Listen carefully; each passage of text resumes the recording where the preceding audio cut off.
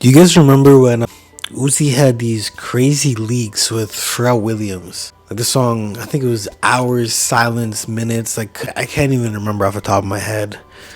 Hours, minutes, seconds, and She a Wild Thing. Those are some incredible Uzi leaks. Well, some people don't even realize that this was actually a Lost Long album with Pharrell Williams on a Uzi Vert called No Love Lost. You know, because LUV stands for Little Uzi Vert and No Little Uzi Vert Lost. You know, and it kind of, it's like a double entendre, right? So it was actually supposed to be an official project. And right now, there's actually an unofficial compilation of songs produced by Pharrell Williams with Uzi, which surfaced, the last few years. The album features tracks like Hours, Minutes, Seconds, She a Wild Thing, and My Love Is Not Rented. You know what I mean? But yeah, I just wanted to kind of bring up an album that I guarantee most people don't even know about. Let me just kind of break it down on how it was actually made. So the initial collaboration. Little Uzi Vert and Pharrell Williams first discussed this idea of collaborating in early. Both artists seemed pretty excited about blending their unique styles, and they've already had a song together, off of Love Is Rage 2. You know what I mean? I wasn't the biggest fan of that song when it first came out, but after about 10 years, or I guess 9 years now, it kind of grew on me, right? Pharrell's interest in exploring new sound really matched Uzi's experimental approach, especially around this time period. Initial meetings were held to brainstorm and outline the direction of the album. The collaboration aimed to create something fresh and groundbreaking in hip-hop. Pharrell's production's background brought a new dimension to Uzi's music. Literally like a new dimension. Because his sound was already super psychedelic, and this is right after Love Is Rage 2. There's songs like Early Rager, 20 Minutes, just songs that were just like, even next to Tour Life were just songs that are just like different dimension sounded songs, you know what I mean? The duo's chemistry was evident from their first studio session. Their shared vision drove the creative process pretty much forward. The goal was to produce an album that showcased both artists' strengths, and fans were eagerly anticipated for the results of this highly profiled collaboration. You know what I mean? It's almost hard to explain. I wish I was able to really play some of the leaks without just getting absolutely flagged, but you can do your research if you want to, right? Let me just kind of talk about Pharrell's production. He has a song like Happy. He was part of a legendary rap group. He's technically Skateboard P, right? So Pharrell took full charge of the album's production.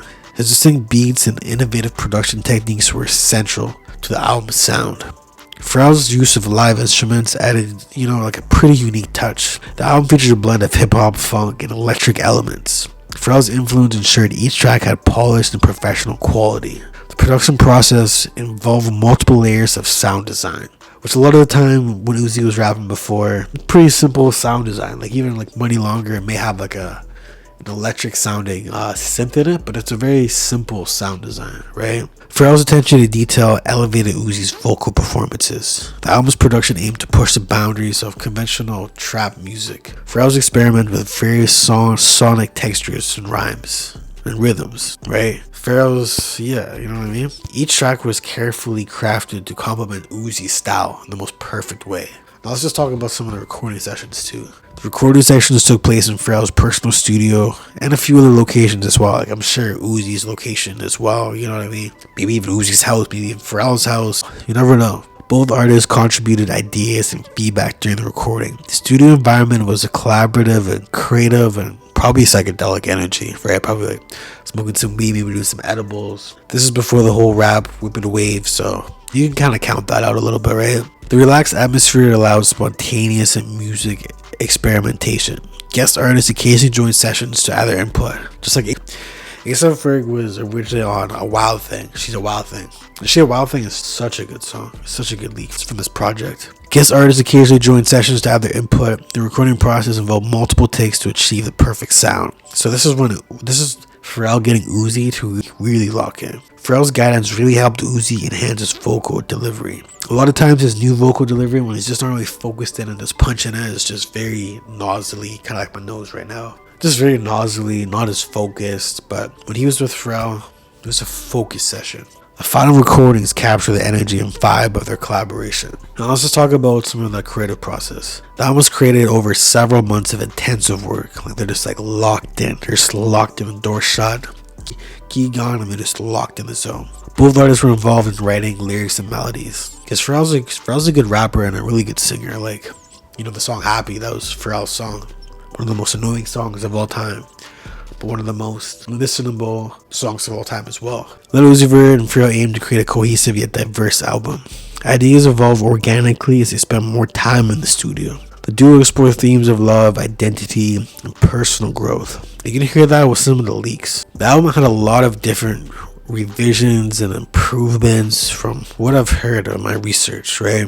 Collaborating with Pharrell pushed Uzi Vert to explore new lyrical depths as well, but still kind of keeping his own unique Uzi flair to him. The album's sound reflects a blend of their artistic influences kind of just mushed together, you know? The end goal is to create a unique musical experience for listeners, and what's through the leaks definitely sounds like it, you know? Let's just talk about the unofficial release too. Despite the album's progress, it leaked online without official approval. It didn't leak all the way in full, but like different songs kind of leaked in studio sessions and fans kind of put it together. The leak caused a stir among fans in the music industry. Unofficial releases officially often result in reduced control over the final product. The leaked version lacked polish of an official release. Well, obviously, because it was a leak, right? Artists typically prefer official releases to ensure their quality control. Because if you watch Uzi's most recent interview, he said leaks are just not it. You know what I mean? Because it's like you getting half dressed, right? Like you don't have your full swag going. You know what I mean? Fans speculated about the album's origins and legitimacy. Because a lot of people were kind of like, "Is this legit?" There's been rumors that this has all been just like maybe like 2 or 3 sessions, but I'm here to tell you this is an official release, bro. The leak added an element of mystery to the album's story, and that's kind of why I'm just kind of letting it out of the bag, or the cat out of the bag type shit. Despite the leak, fans were excited to hear the collaboration in full. I'm still waiting on it. Like, I'll never ever drop officially, but I wouldn't be mad if they get back in the booth to kind of finish it and touch it up, you know what I mean? Because Pharrell has many unreleased collaborative projects, including one with Mac Miller as well, and I'm a pretty big Mac fan. So let's just talk about why it didn't actually come out. Fans speculated the album was scrapped due to creative differences. Theories also emerged about label conflicts and contractual issues. That could be a really big reason. I think a big part of it has to do with Uzi though. Some believe the album was meant to be a surprise release. That would have been really cool, right? Like, out of nowhere, after Love Is Rage 2, you get a Pharrell Uzi project. That would have been dope. Super dope. Others thought the leak was intentional to generate buzz. Speculation continued as neither artist confirmed the album's status. Fan theories ranged from like there's just so many different theories on why it didn't come out. There's just so many different discussions about the album, and just all over social media, especially when the leaks started to come out through with the years. You know what I mean, bro? Fans analyzed the leaked tracks for clues about the album's themes. Theories fueled ongoing interest in the collaboration. So let's just talk about some of the label issues. Because you know, Uzi already had that little issue with Rock Nation, Atlantic Records, and stuff with Don Cannon, and that's why it took so long for him to drop Eternal Take. But there has been rumors that some of that isn't actually accurate.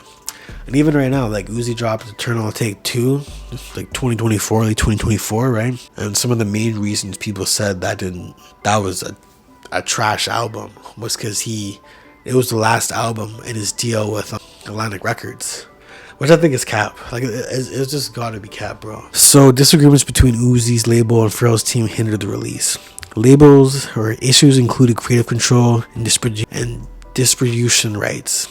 Label conflicts are common in the music industry. Both artists wanted to maintain artistic integrity. Resolving these issues would have required extensive negotiations, which I hear lots of theories about that. I just don't know if I really believe it.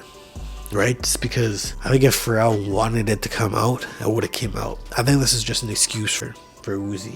Just straight up Uzi, you know? Because he's like that when it comes to releases. And then sometimes you just drop the most dumbest album ever, like your Eternal Take 2, which has grown me a lot. You know what I mean? But I do want to kind of mention Pharrell was having such a busy schedule. Because, like, you know, he does movies. He was working on his Lego documentary, or Lego biography, whatever, about his life through Lego. You know, he's just a busy guy. He writes for artists. He does all these fashion shows and everything, but it's hard to tell. You know, Pharrell just had numerous commitments, delayed consistent progress. You know, like, just When you have so many commitments like he does, it's going to delay the progress. You know, his work with other artists impacted the album's timeline. Pharrell's schedule often conflict with the Uzi's availability. Balancing multiple projects is a common challenge for producers, you know. Pharrell's reputation for high quality production is, you know, just a straight up required time. So I think this album would have been absolutely amazing, insane. Melissa, we heard this could have been what Uzi needed, like right before Eternal Take. Even if it was just like an EP, like 6 songs or something. But it should have been out, bro. Like it really should have just came out. It would have been great for Uzi, in my opinion.